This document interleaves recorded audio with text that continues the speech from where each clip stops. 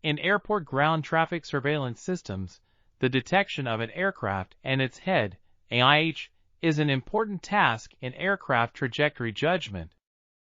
To address this challenge, we proposed an end-to-end rotated aircraft and aircraft head detector, RAIH-Det, which consists of a ConvNeXtT, tiny, based U-shaped network for assessing the relationships among aircraft in the spatial domain, and extended BBA vectors with 6 vectors to capture the oriented bounding box, OBB, of the aircraft in any direction, and a variant cyclical focal loss to regress the heat map location of keypoints on the aircraft head.